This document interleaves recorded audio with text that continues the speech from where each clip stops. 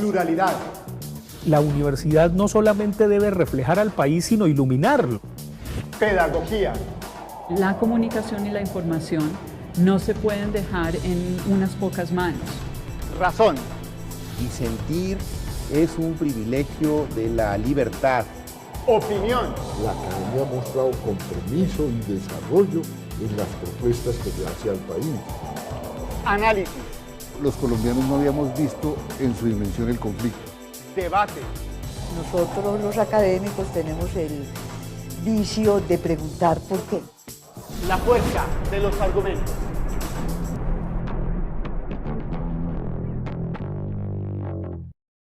Bienvenidos a este especial de La Fuerza de los Argumentos, un programa de la Rectoría de la Universidad de Antioquia. Vamos con nuestros invitados. Antonio Escohotado Espinosa, español, abogado, filósofo y académico contemporáneo. Posee un doctorado cuya tesis sobre Hegel fue publicada con el título La conciencia infeliz, ensayo sobre la filosofía hegeliana de la religión. Ha sido profesor de la Universidad Nacional de Educación a Distancia en Filosofía y Metodología de las Ciencias Sociales. Es autor de más de una docena de libros, entre los cuales se destacan Historia General de las Drogas, Caos y Orden y Los Enemigos del Comercio. Jaime Alonso Mejía Ocampo, colombiano, graduado como psicólogo de la Universidad de Antioquia, magíster en salud mental de la misma universidad. Actualmente se desempeña como coordinador del Departamento de Promoción de la Salud y Prevención de la Enfermedad de Bienestar Universitario de El Alma Mater. En esta mesa de diálogo, en esta conversación con nuestro invitado, a quien de verdad le damos una grata bienvenida a esta mesa de la Universidad de Antioquia para conversar por qué las cruzadas fallan y por qué la prohibición es el ejemplo. Para esto me acompaña Jaime Alonso Mejía, él es psicólogo, magíster en salud mental y líder de bienestar universitario en el tema de adicción. Maestro Escohotado, bienvenido a la Universidad de Antioquia, a este programa que por nombre lleva pues algo interesante, la fuerza de los argumentos. Pues muchísimas gracias. Antes me ha dejado un poco abrumado con esto de mi importancia, ¿no? No hay nada peor que la autocomplacencia. Maestro, sin duda me va a permitir una licencia y es hablarle un poco en términos de lo que en los expedientes judiciales se le ha tratado a usted como el señor Escota. Así lo han titulado, y esto tiene que ver con un episodio importante que me parece valioso, Jaime, que entremos en materia con eso para conocimiento también de nuestra audiencia. Y es su experiencia, maestro, durante un tiempo en la cárcel que lo llevó a escribir la última parte de estas grandes elucubraciones suyas alrededor de lo que es el consumo y la normalización del consumo. Cuéntenos de eso, maestro. Bueno, yo he estado en la cárcel varias veces, primero por disidente político, luego por disidente militar. Estuve 14 meses encarcelado en una prisión militar por negarme a obedecer órdenes, luego estuve 2 veces más encarcelado por cultivar mi plantita de marihuana para el autoconsumo y finalmente en el año 83 fui acusado de dirigir la mafia hippie de la isla de Ibiza, que es donde yo llevaba viviendo 15 años. Me pedían 23 años y acabó habiendo un convenio donde me pusieron 1. Entonces me pareció que eran unas vacaciones humildes pero pagadas, donde podía redactar pues el libro que llevaba preparando 10 años atrás, es la Historia General de las Drogas, que me sacó de pobre y me convirtió en un hombre seminotorio. El libro ha vendido casi 200.000 ejemplares en España, a pesar de tener 1.600 páginas, se ha traducido a las principales lenguas y bueno, el mero hecho de que ese libro exista hace un poco más inverosímil la acusación de que yo dedicase mi vida a dirigir una mafia, sobre todo porque si fuera ese el caso, qué poca condena, 1 año. Maestro, hay una frase muy bella suya que dice, de la piel para adentro mando yo. Sí, esa fue la causa de que ingresase en la cárcel. El haberla dicho en la televisión ante el ministro del Interior y el jefe de la Brigada de Estupefacientes me situó como blanco en el año 82, en estos eventos que terminaron en el 83 con lo que ya sabemos. Bueno, entremos un poco ya en materia y a propósito precisamente de la Cátedra Pública, que es el espacio de interlocución que crea la universidad con su comunidad y con los ciudadanos y que lleva por título Todas las cruzadas fallan, la prohibición como ejemplo. ¿Por qué todas las cruzadas fallan, maestro? ¿Y por qué la prohibición allí es un ejemplo claro de que eso no sirve? Porque las cruzadas vienen de solucionar de tratar como si fuesen sencillas las cosas complicadas.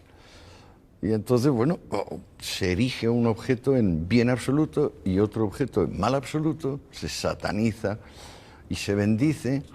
Y claro, pues es como la diferencia entre el sueño y la realidad. Uno sueña y pues de repente se despierta. Pues eso nunca coincide con lo que pasa en la vida, fundamentalmente porque lo real, a diferencia de lo imaginado, de lo fantaseado, está lleno de detalles.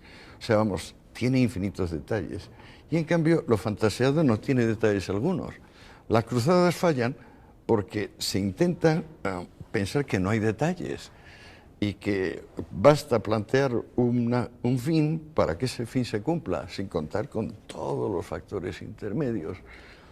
Una vez que eso entra en la vida, pues claro, fracasa. Se encuentra con 1000 y 2000 y 5000 interminables inconvenientes imprevistos, los podemos llamar. Las cruzadas fracasan porque en su esencia está fracasar. La primera cruzada, no lo olvidemos, es recuperar el cuerpo de Cristo, que lo tenían los árabes y lo querían los cristianos. ¡Ay, caramba! Si llegan a abrir la tumba y encontrar algo, un residuo orgánico, menudo problema. Se hubiera caído todo el dogma cristiano, porque el dogma es que no murió, sino que se fue al cielo directamente y resucitó. Si llegan a encontrar un dedo, un brazo, cualquier cosa en el sepulcro, ¡qué catástrofe! Pues esa fue la primera cruzada. Y a partir de ahí, las demás siempre fueron unos intentos de una parte del cuerpo social por someter a otra parte del cuerpo social, por mandar más, mandar omnímodamente. Y mandaron, pero se acabó su autoridad. Quemaron a 100.000 brujas, exterminaron a 1 millón de librepensadores, quemaron a sodomitas y a gays de todo tipo, pero bueno, no acabaron ni con las brujas, ni con los librepensadores, ni con los sodomitas. Se han ido multiplicando más. Justamente la cruzada sirve como un amplificador. Sí. O sea, es el tipo de remedio que agrava la enfermedad sistemáticamente. Profesor Jaime, usted ha tenido mucho que ver con algunas pequeñas cruzadas también en la universidad y en sus ámbitos de trabajo. ¿Qué nos comparte ahora? Compartiendo aquí con el maestro todo lo que ha sido nuestro país en relación también con el tema de drogas, en términos de las propuestas de tratamiento, de las formas de intervención, con la idea de acabar con la droga. Pues me parece que es de las cosas más dolorosas por las cuales pasamos nosotros bajo ese precepto pues, de que hay que acabar con las drogas. Y esa es una situación dolorosa pues, para los que hemos estado insertos pues, dentro de estas dinámicas, porque es una frustración detrás de otra, es una sensación de que no es posible esa condición, porque hace parte de la situación humana. Entonces, ahora que usted planteaba lo de las cruzadas aparecen porque aparecen grupos sociales y personas que plantean propuestas diferentes, opciones diferentes. ¿Cuáles serían las cruzadas, digamos, que había que enfrentar? Porque hay, digamos, grupos sociales que pretenden construir nuevas posibilidades. En este tiempo, ¿usted piensa que, digamos, a qué nos vemos como abocados en términos de qué situaciones hay que enfrentar? Porque digo, las situaciones van desarrollándose a partir de que las poblaciones van teniendo sus experiencias de vida, imponiendo sus dinámicas sociales, culturales, y aparecen las estructuras y las instituciones diciendo así no es, tiene que ser de esta manera. ¿Frente a qué situaciones nos vemos como abocados, maestro? La cruzada farmacológica, que tanto ha padecido Colombia hasta hace 20 años o así, en Colombia había una situación social y política tan dramática como la hay ahora en México, que es donde ha emigrado el tema. Pues claro, viene de una doble premisa que es incongruente la una e incongruente la otra. La primera premisa incongruente es que las drogas son una creación infernal, no el fruto del genio botánico y técnico y químico del ser humano, sino una cosa que ojalá no se hubiera descubierto. Y la segunda es que, porque alguien lo mande, los demás van a obedecer.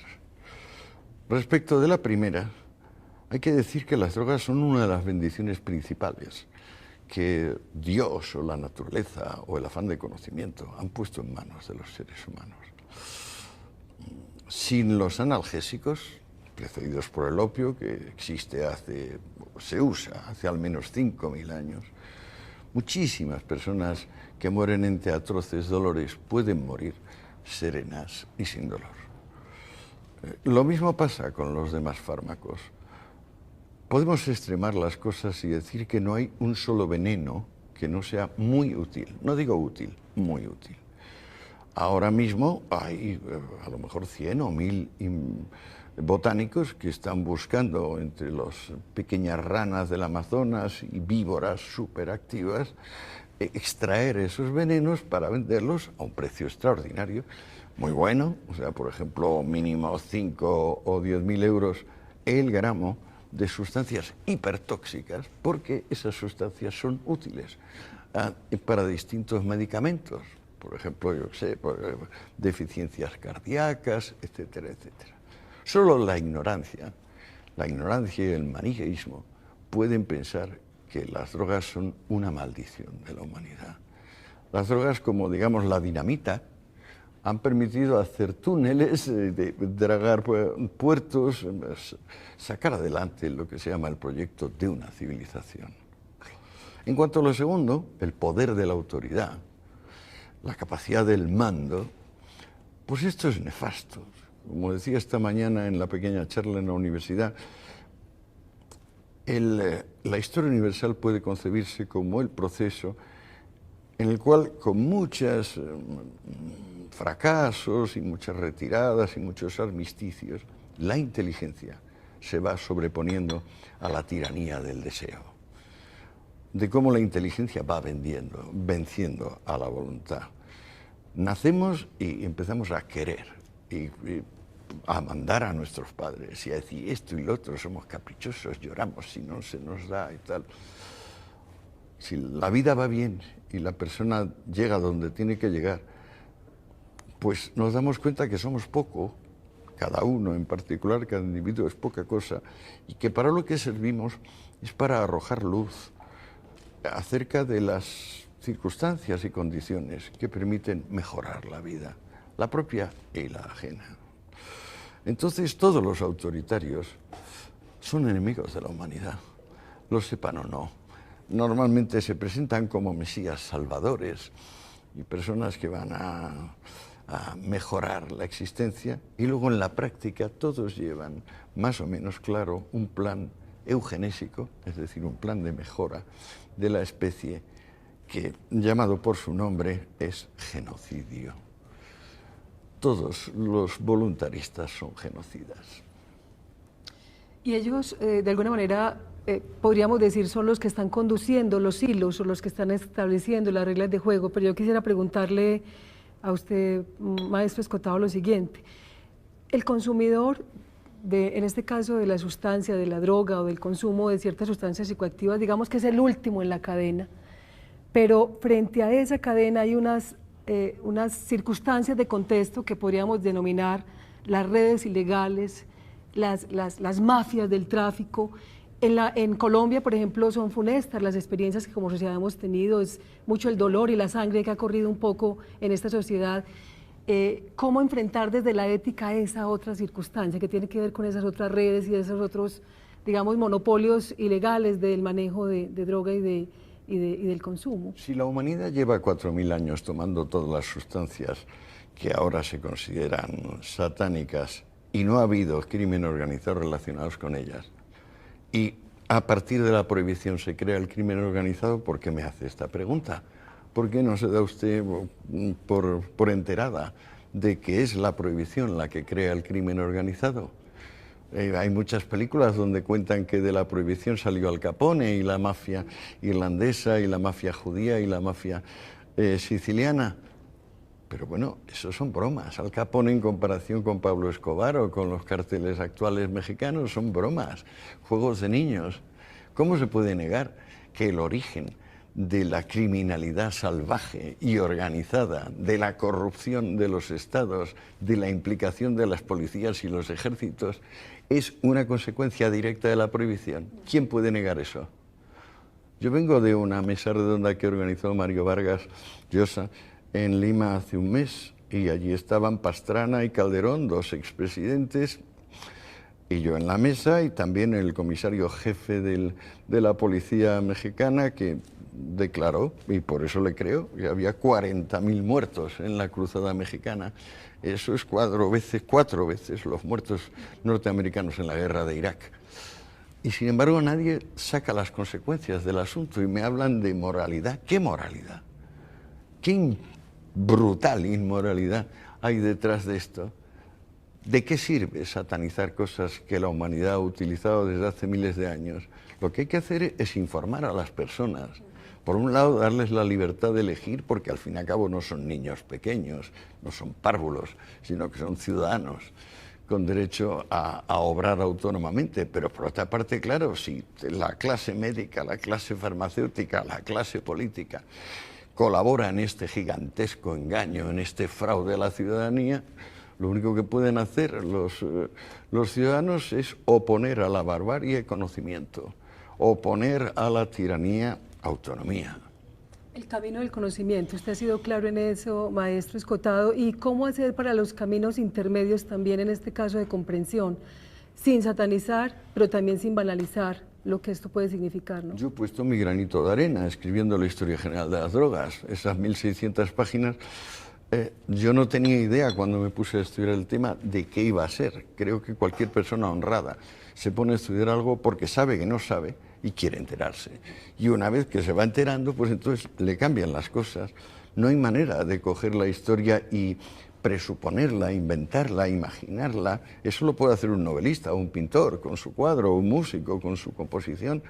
Pero la historia es un cuerpo de hechos coordinados, tanto más coordinados cuanto que más sabe el historiador de las distintas ramas. Porque, por ejemplo, en cualquier hecho histórico hay un factor económico, un factor sociológico, un factor psicológico, un factor estético, etcétera. Cuanto más profundiza el historiador, más se da cuenta de que aquello es realidad. Y realidad significa lo contrario de sueño, de fantasía, de ideal, por ejemplo. ¿Qué atrocidades ha atravesado la humanidad en nombre de ideales? No queremos ideales, queremos reales. O sea, la vida está hecha de cosas físicas. Todos los ideales no son físicos, son metafísicos, son geométricos. Es como el punto y las curvas regulares o la línea recta. No hay una línea recta en la naturaleza. No la hay. O sea, solo la hay en la mente de Euclides. Muy bien, vamos a un pequeño corte y volvemos aquí a la fuerza de los argumentos con el maestro Antonio Escotado. Volvemos a la fuerza de los argumentos. Estamos hablando por qué todas las cruzadas fallan y la prohibición como ejemplo. Profesor Jaime, adelante. Pues estamos hablando un poco en relación con, digamos, lo que es el efecto de la sustancia, no solamente asociado a la condición, digamos, fisiológica del cuerpo, sino la representación que tiene para cada una de las personas que consumen sustancias, pero la forma como las personas relatan sus experiencias bajo efectos de las sustancias y lo que significa para esas personas, si es posible mantener, digamos, la sustancia en una condición, digamos, de pureza, podríamos decirlo, en relación con su origen, porque son naturales, porque son parte de rituales de comunidades, ¿sí? En una sociedad y en un contexto social donde el comercio, la sangre rueda alrededor del tema de drogas. ¿Será posible, digamos, que haya la opción del consumo responsable, ¿sí? En este tiempo, ¿sí? Donde los discursos a través del tema de la globalización hacen que las personas accedan, pues, a tantas situaciones a la representación de lo que es la droga? Si no se prefiriese la ignorancia, la desinformación y el fraude al conocimiento, lo primero que recordaríamos es que el alcohol que se importó de Asia a Europa aproximadamente en el 4 o 5 antes de Cristo, cuando entró masivamente el vino, produjo una reacción tan poderosa como la que estamos viendo en el siglo XX respecto de sustancias más o menos nuevas, que por cierto luego se vincularían cada una de esas sustancias a grupos sociales. O sea, por ejemplo, el opio se satanizó en Estados Unidos porque había llegado una enorme emigración china a trabajar en ferrocarriles. En Estados Unidos se satanizó la marihuana porque había una enorme inmigración de mexicanos que fumaban marihuana. Y entonces la cocaína se satanizó porque los negros bajo el efecto de cocaína violaban a blancas, y fue uno de los orígenes de la película famosa de Griffiths, El nacimiento de una nación, y del Ku Klux Klan. No nos podemos olvidar que a Occidente asimilar el vino le costó 3 siglos, que la civilización grecorromana se condenaba con pena de muerte a cualquier mujer o hombre de menos de 35 años que bebiese vino. Esto se ha olvidado pues porque le da la gana al prohibicionista olvidarlo, o porque normalmente es un analfabeto fanático que prefiere la ignorancia al conocimiento.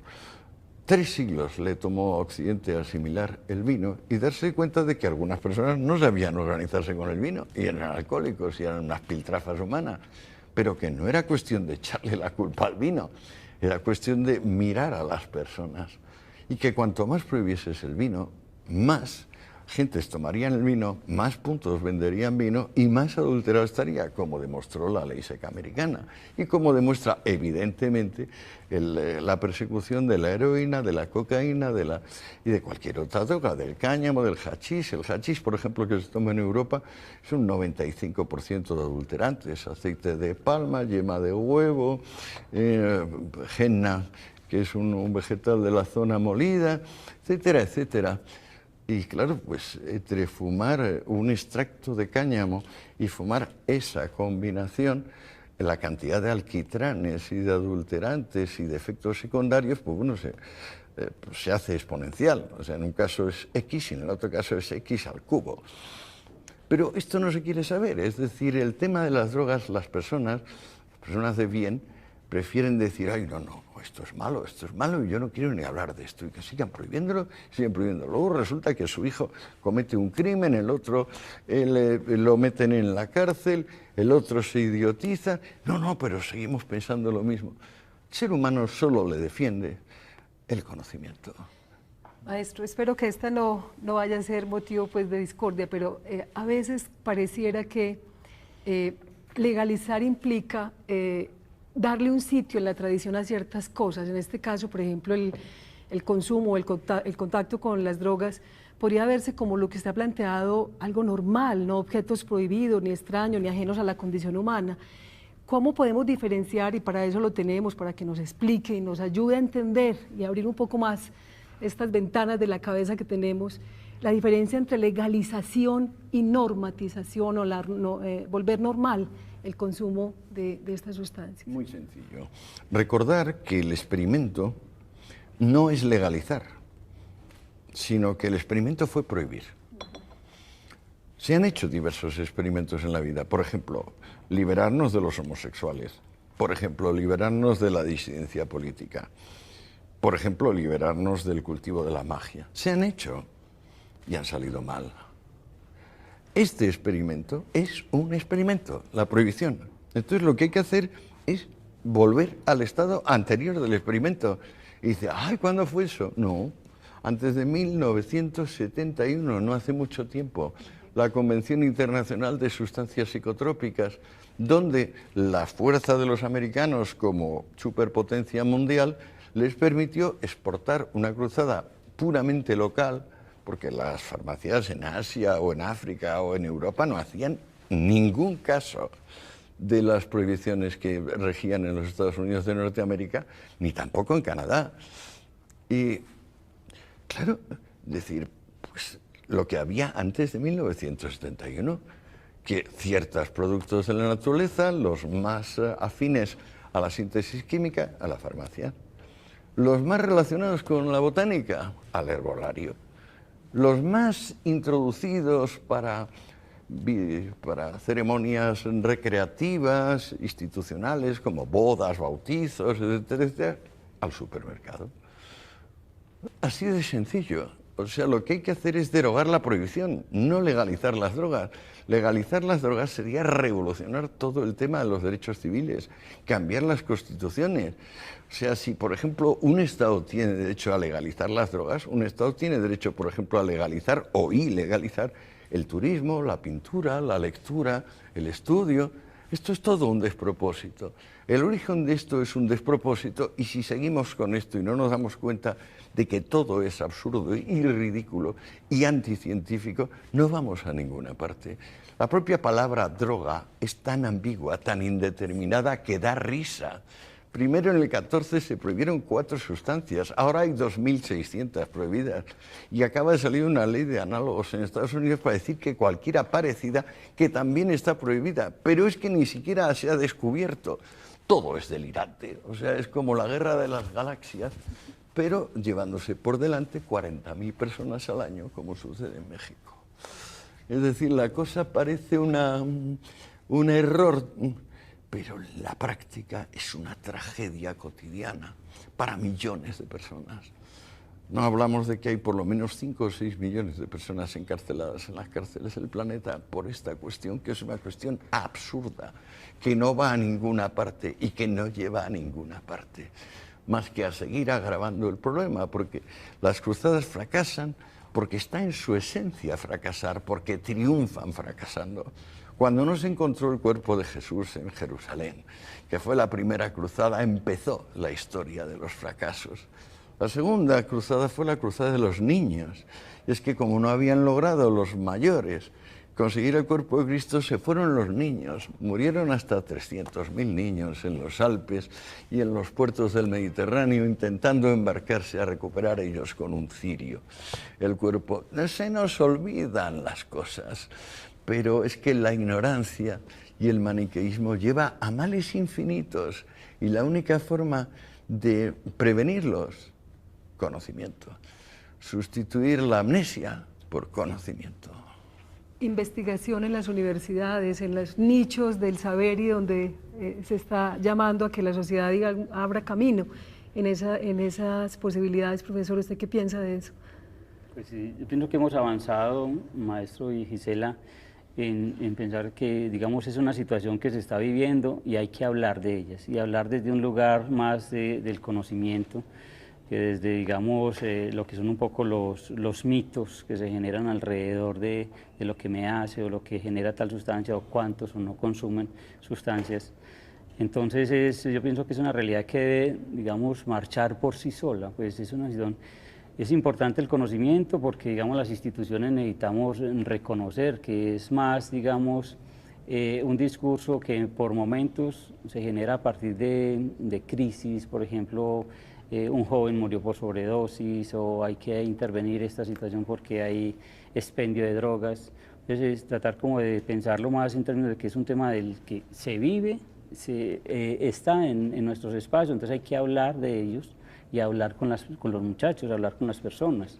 Los estudios hablan obviamente del crecimiento, siempre el crecimiento del consumo, ¿sí? Pero también es muy importante reconocer que hay que diferenciar el consumo de la dependencia, porque son cosas muy distintas. Las personas generalizan y creen que detrás de una persona consumiendo un bareto hay un adicto, ¿sí? O hay una persona, digamos, con problemas. Cuando empezamos a darnos cuenta, digamos, que muchas personas pueden consumir, pero solamente un porcentaje muy pequeño puede tener problemas en relación con el encuentro con la sustancia que le genera dependencia o conflictos académicos o familiares, ya nos damos cuenta que es más un discurso social donde la sustancia sea satanizado. Entonces, maestro, en relación con eso, que también pensamos por qué alguien se engancha o no se engancha con la sustancia, digamos, qué es lo que hace que una persona diga, yo asumo una postura responsable frente al consumo. Es posible tener una postura responsable frente al consumo en sustancias tan deterioradas, diría uno, porque hablamos aquí en el país que, por ejemplo, la cocaína empieza en el sur del país y cuando llega al norte del país ya está degradada y cortada, pues mezclada con cantidad de cosas. Entonces tiene un efecto distinto, tiene unas consecuencias distintas. es posible que un sujeto pueda asumir una postura responsable en el encuentro con este tipo de sustancias que circulan en el mercado, de decir solo esto o ocasionalmente o en estos contextos, como algo, digamos, lúdico para ellos. ¿Cuál es la pregunta? ¿Es posible, digamos, que las personas tengan una postura responsable frente al encuentro con sustancias que no saben realmente qué efecto les va a generar? Vamos a ver, voy a citar 4 personas del siglo XIX que están en la mente de todos. Goethe, Goya, Bismarck y Wagner. Se dedican los 4 a cosas distintas, pero son 4 eminencias de la humanidad. Goya es un pintor, Goethe es un político en cierto modo, pero es uno de los grandes prosas, de las grandes plumas alemanas de todos los tiempos. Wagner es un músico y Bismarck pues, es el creador de la Europa moderna, el Cartier de hierro. ¿Qué tienen en común? Tomar cotidianamente láudano, es decir, opio. Cotidianamente. ¿Para qué lo toman? Ahora serían clasificados todos de adictos y sometidos a régimen de desintoxicación, los 4. Lo toman para trabajar más y mejor. Se ha desnaturalizado el opio y ahora, en 2014, no es lo que era en 1814. Mentira. ¿Qué ha cambiado? La prohibición. Todas estas sustancias, en particular las del sector analgésico, los derivados del opio, la morfina, la heroína, la codeína, se han usado siempre, desde Marco Aurelio, que los tomaba diariamente por consejo de Galeno, casualmente el creador de la medicina científica, Claudio Galeno. Ya lo menciona Hipócrates 4 siglos antes en el Corpus Hippocraticum, diciendo que entre otros usos el opio es estupendo para cuando a las mujeres le llegan las sofocaciones uterinas, es decir, la menopausia. Pues claro, cuando vienen una pandilla de desinformados, mesías autonombrados y secretamente interesados en el negocio que se va a crear con la prohibición, a decirnos que cómo se puede distinguir entre el adicto y el no adicto con las sustancias, basta recordar la historia, basta recordar que Marco Aurelio es el emperador más digno, honrado que ha habido nunca, y que probablemente los demás emperadores también se desayunaban con una judía de opio tebaico como se desayunaba Marco Aurelio. En nuestro tiempo las cosas han cambiado, pero con respecto del opio, de la marihuana, de la cocaína, de la anfetamina, de cualquier droga que haya, la diferencia es si el sujeto es o no neurótico. Hablemos de neuróticos. ¿Qué es un neurótico? Un neurótico es un individuo que no le puedes clasificar como loco porque sabe muy bien cuáles son sus intereses e intentará salirse con la suya. Y sin embargo es incapaz de hacer lo que los demás hacen y de cumplir con lo que los demás cumplen. ¿Por qué? Porque tiene lo que Freud llamaba ambivalencia. Es decir, no acaba de amar lo que ama ni de odiar lo que odia, sino que siempre está a término medio. Ahora le surge una enfermedad, pero en realidad es otra enfermedad y luego otra. Está mal dentro de sí mismo, no se organiza. Eso es un neurótico. Un neurótico en relación con una droga es simplemente la seguridad de que va a consumirla mal. Pero es que un neurótico en relación con un vehículo de motor o en cualquier otra cosa es un neurótico. Es absurdo echarle a la culpa a los coches del conductor suicida. Pues tan absurdo es echarle la culpa a las drogas del mal uso de las drogas. Parece mentira que 100 años después de la prohibición sigamos escuchando a personas supuestamente expertas en esta materia que no dicen más que bobada tras bobada, ignorancia tras ignorancia. Y bueno, yo quiero creer que muchos de ellos lo que son es hipócritas, porque es que verdaderamente no lo entiendo. Aquellos 10 años que yo dediqué a estudiar la historia de las drogas, de verdad que no tenía la menor idea, no sabía que se habían tomado todas y cómo se habían tomado y cómo las distintas épocas sociopolíticas habían ido influyendo. Pero ¿por qué demonios he tenido que ser yo el único que le haya dedicado 10 años a 12 horas diarias de trabajo al tema? ¿Por qué? Si somos 8.000 millones de personas, yo no me lo explico. De verdad que no me lo explico. Y luego que haya tenido que pasar por la cárcel por esto, pues estupendo, pues es una prueba más de cómo se defienden estas posiciones. Maestro, esa anécdota suya con el coronel que le apunta y Era un capitán. un capitán y lo amenaza, eso parece ser también una constante en su vida porque prácticamente ha estado amenazado y puesto en entredicho muchas de las cosas que usted ha planteado. Es curioso como siendo la dignidad humana, la libertad y la responsabilidad, luego en la práctica cuando intentas aplicarlo te haces muchos enemigos. La independencia, por ejemplo, a nivel de mi gremio, el universitario, me ha costado cosas graves, sí. No es fácil no pertenecer a una capilla, no deberle a alguien tu plaza. O sea, no es fácil decir, yo quiero merecer. No, merecer no. O sea, tú, si eres de los míos y me prometes luego votar a quien yo diga, ahora te voto yo a ti. Eso es corrupción, eso merece la cárcel. Y sin embargo, eso es lo que pasa cada día. ¿Cómo ha enfrentado usted, maestro? Pues yo creo que lo ha hecho, pero expliquemos un poco esa endogamia, si se quiere también, y eso que se ha llamado, entre comillas, el corporativismo universitario. ¿Cómo lo ha enfrentado desde su trinchera también? Mire usted, ahí tengo unos récords mundiales. Cuando presenté mi tesis doctoral, en el 63, era la primera tesis en castellano sobre Hegel. Luego el libro se publicó en Revista Occidente, como ensayo sobre la filosofía hegeliana de la religión. Pues bueno, el decano y presidente del tribunal me dijo, este Hegel es un protestante y no va usted a leer la tesis, pero como usted sabe alemán y domina el tema y yo no, lo que yo me encargaré es de que no haya quórum en el tribunal. Y como son 5, él era 1 y nombraba a todos, 2 me apoyaban.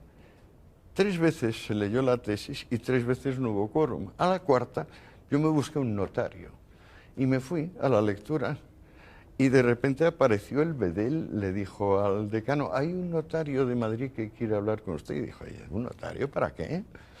Dijo, ¿qué pase?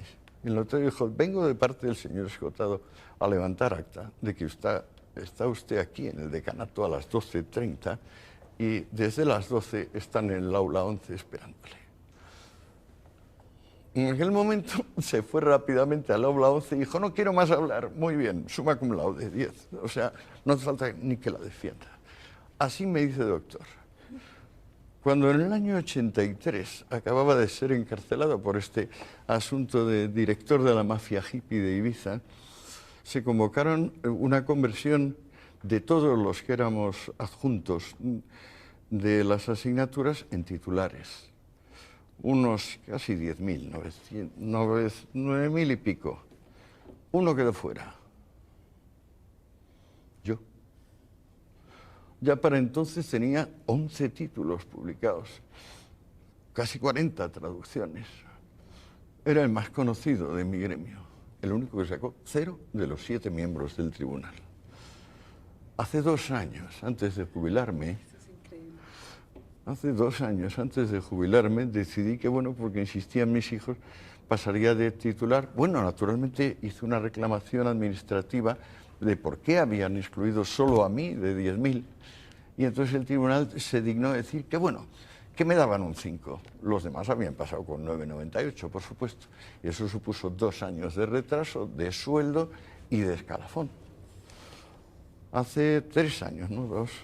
Cuando me iba a jubilar, decidí presentarme por primera vez a cátedras, pensando que iban a tener el atrevimiento de cargarme, pero no cargarme en el segundo ejercicio, que era el de memoria de cátedra, o sea, proyecto doctoral, no proyecto docente, sino en el primero, el de currículo, porque el de currículo tiene factores objetivos, cantidad de publicaciones que tienes, obras traducidas, repercusión nacional e internacional y sobre todo una cuestión que a lo mejor hay en la Universidad Colombiana también, que se llama sexenios de investigación.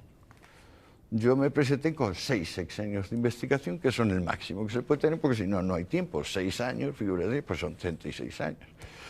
Yo me presenté con 6 sexenios. Más de la mitad del tribunal que me juzgaba tenía 2 sexenios. Solo el que más tenía, el presidente del tribunal, tenía 3 sexenios. Yo ya sabía que si tenía la suerte de que me cargasen en la prueba de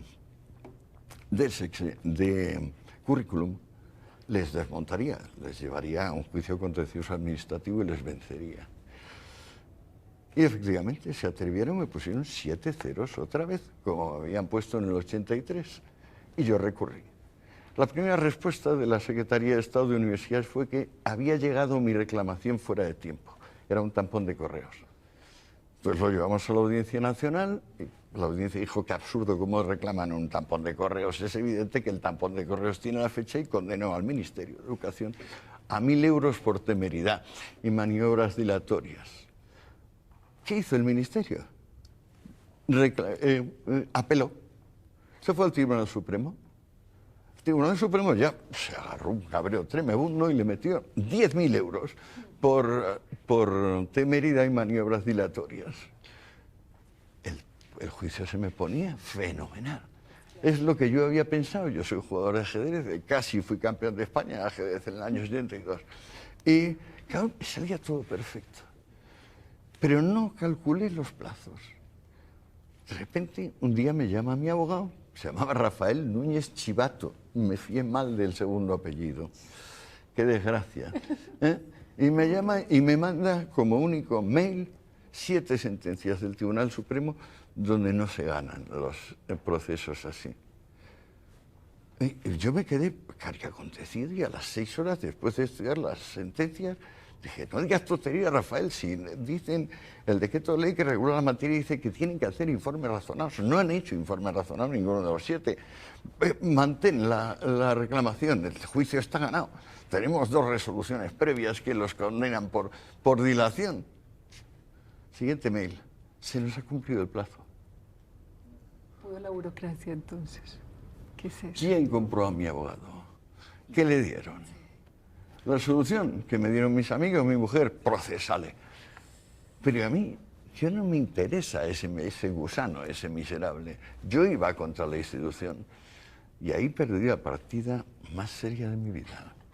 Maestro, pero para ir a este corte que ya nos está imponiendo el tiempo, este segmento, una cruzada ahí que sin duda, aunque no haya fallado, de lo que ¿no? cuesta la independencia. La libertad, ¿no? El costo de la libertad, ¿no? Ahí está sentado. Ya regresamos en esta amena conversación con nuestro invitado especial, Antonio Escotado. Estamos en la fuerza de los argumentos. Continuamos aquí en esta mesa de diálogo con Antonio Escotado y con el profesor Jaime Alonso Mejía. Maestro, veníamos pues de esa mirada, entre comillas, anecdótica de lo que había sido esa funesta relación con algunos tribunales de la academia, de ese gremio, sí que no es fácil. Pero yo quisiera que entráramos un poco en algo que me parece muy valioso y es ese método suyo de investigación.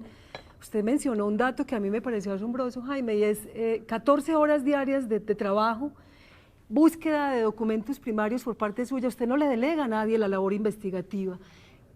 A esta altura de su vida, y que uno lo ve además con mucha vitalidad, quiero confesárselo, me parece que es un adicto en muy buenas condiciones, contrario a lo que a veces parece, ¿no? Los adictos parecen deteriorarse. 3 paquetes diarios de tabaco y el consumo diario de marihuana, que también le ha servido para... un porrito antes de dormir, sí. Ese método, ¿cómo lo hace? ¿Cómo logra una cosa, digamos, tan obcecada en el conocimiento todavía a esta altura de su vida, maestro? Bueno, yo empecé queriendo, como dije esta mañana, queriendo ser valiente y acabé aprendiendo a estudiar. Creo que el verbo estudiar no lo conjugamos en toda la profundidad que tiene, porque el verbo estudiar es el verbo amar, pero concretado en el beneficio propio y en el de los demás. He descubierto que estudiar es una fuente de alegría inextinguible, porque, claro, al estudiar no estamos topándonos con los sueños o con las fantasías o con los ideales, sino que estamos topándonos con la realidad, una cosa infinitamente profunda en todas direcciones. Entonces el estudio nos va deparando sorpresas. Sorpresa significa cambios de idea. Solo los imbéciles tienen ideas fijas. O sea, la cumbre, la realización del espíritu humano es irse sorprendiendo. No en vano, el origen de la filosofía, lo dice el libro Lambda de la metafísica de Aristóteles, es el asombro. Y del asombro surge la curiosidad. Y de la curiosidad surge la tenacidad del estudio. Hasta tal punto se ha corrompido la cosa que el diccionario de la lengua española definía por curiosidad querer saber lo que se desconoce. Desde el 79 han venido una pandilla de sinvergüenzas y el diccionario de la lengua española, la RAE, dice curiosidad es querer saber lo que no nos incumbe. Desde el 74, eso es un como de Auschwitz, es un Auschwitz aplicado a la lingüística, pero también asombro, antes del 74, significaba sorpresa, maravilla. Ahora, desde el 74, asombro se traduce por susto. Esto es el diccionario de la lengua. ¿He contestado lo que me preguntan? Sí, pero me gustaría mucho saber esa disciplina todavía, en las 14 horas diarias, cómo se hace, cómo se logra algo tan valioso pues, en la disciplina de conocimiento. La alegría del descubrimiento, sí. el hallazgo, eso vivifica, eso es como si fuera una supervitamina y una superproteína. Cuando uno pacientemente, en principio sin esperar nada, sin pedir nada, vamos a dar un ejemplo práctico. Cuando el tomo 3, que estoy ahora de la historia del comunismo, me llegó, Lenin, pues claro, yo me leí el par de biografías canónicas que hay sobre Lenin, me leí las obras de Lenin, prácticamente todas, pero me encontré con que Internet me ofrecía 4.100 referencias. Podía haber visto algunas u otras, no, dije, ¿cuánto vas a tardar, Antonio? Como mucho un año. Me las liquidé en 3 meses, las 4.100. Luego se abrieron los archivos de Moscú y aparecieron en los documentos clasificados que eran 6.000 y pico más. Pues me los leí también, escasamente en 2 meses, estos últimos, porque eran textos pequeños, memorandos, notas. Cuando terminé, dije, ¿sabrá tanto Lenin de sí mismo como sé yo ahora de él? Pero claro, la historia del comunismo tiene por lo menos 100 personajes como Lenin, pero yo llevo 15 años. Y no me importará estar 20 si la salud me conserva, para tener la más profunda noción que pueda de cada protagonista, de cada hora, de cada momento.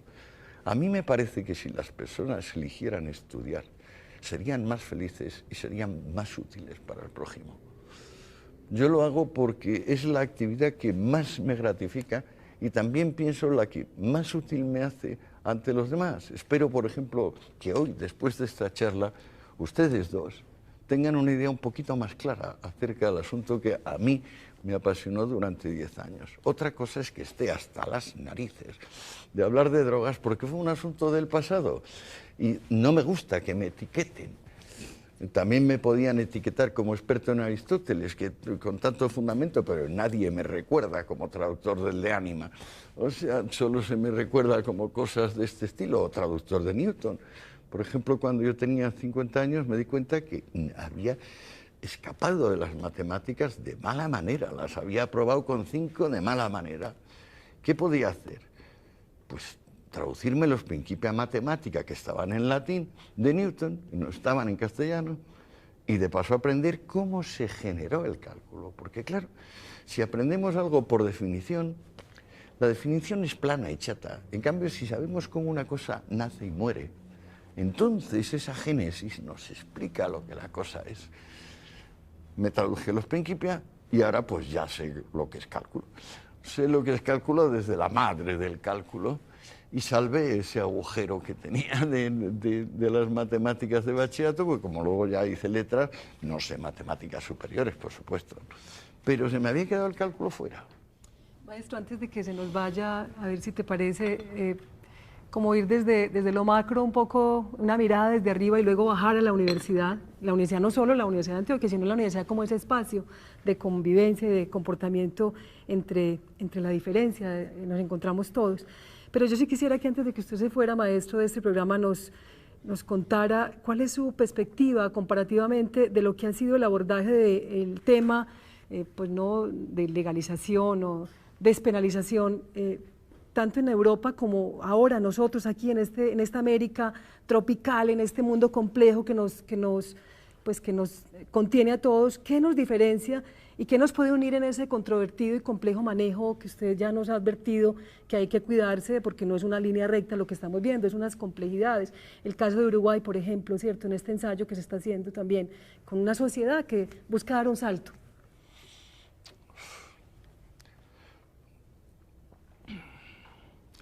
Lo único que hay de común a las iniciativas en materia de drogas en todas partes del mundo, en el Uruguay, en Estados Unidos, en España, vamos a exceptuar la zona islámica, donde no pasa nada o lo único que pasa son asesinatos, lo único común es que la guerra a las drogas se ha convertido en un armisticio.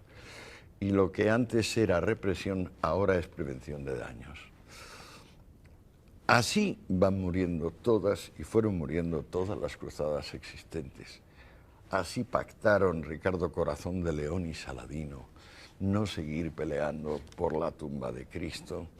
Y así se acabó la cruzada contra el libre pensamiento en el siglo XIX, y así se acabó en el siglo XX la cruzada contra los sodomitas y los gays en general. Cada vez que una operación de limpieza, es decir, un genocidio, se convierte en una operación preventiva, podemos imaginar que los causantes, los responsables, están retrocediendo sin poner el culo al aire de su propia situación. Creo que lo común en materia de drogas de todo el planeta hoy es que se está dando marcha atrás. Lo que pasa es que hay unos intereses creados gigantescos, ahora ya son realmente gigantescos. Solo el tráfico de armas puede compararse, y no creo que pueda compararse, con la magnitud de los beneficios que genera la prohibición. Y sobre todo, qué manera hay de dar marcha atrás a la corrupción institucional generalizada, donde las policías, los ejércitos, los gobiernos están completamente comprometidos de la cabeza a los pies con este asunto. Se empezó queriendo beneficiar a la humanidad y hubiera podido beneficiar a la humanidad teóricamente, pero resultó que no. Nadie podía juzgar en 1914 que esto iba a ser el horrible fracaso que ha sido. Solo lo podemos decir a posteriori, porque en general la vida se distingue de la geometría y de la alta matemática en que la vida es a posteriori y la geometría y la alta matemática son a priori. Pero el mundo de lo a priori, el mundo simbólico, tiene como un único inconveniente, pues que no tiene realidad. Profesor, nos queda un minuto para la pregunta sobre el contexto universitario. Sí, maestro, nosotros de todas maneras promovemos, digamos, lo que es en los muchachos el estudiar, el apasionarse, pues, como por el saber, por la investigación, y es de las cosas que más nos fortalecen estar en estos contextos. Pensaba si, digamos, desde lo que usted transmite como ejemplo de vida, digamos, el apasionarse por el saber es fundamental en el tema también que tiene que ver con sustancias. O sea que es importante hablar de esto, seguir hablando de este tema, porque entonces la cruzada, digamos, de la prohibición declina. Entonces nosotros estamos entusiasmados con el tema de la propuesta de reducción del daño. Entonces usted nos dice, eso tampoco va. Pues o sea, eso también se queda en un pañito de agua tibia sobre una situación muy compleja. ¿Qué nos recomienda, maestro, en qué dirección pues trabajar? El coraje de la verdad. Recomiendo tener el coraje de la verdad. Amar la existencia, ni siquiera en términos inconscientes aceptar esa secreta maldición de me hubiera gustado no haber nacido, que es lo que está detrás de todos los actos de agresión que los hombres hacen respecto de los hombres, maldecir el acto de haber nacido. Y por tanto, como esta es la esencia de las religiones monoteístas, creer en el otro mundo. No, el otro mundo no, aquí. Aferrarse al aquí, eso es lo que yo propongo. Y renunciar a las esperanzas del más allá, que normalmente lo único que contienen son invitaciones al genocidio. Cerremos solo con una definición un poco corta, me disculpa el atrevimiento.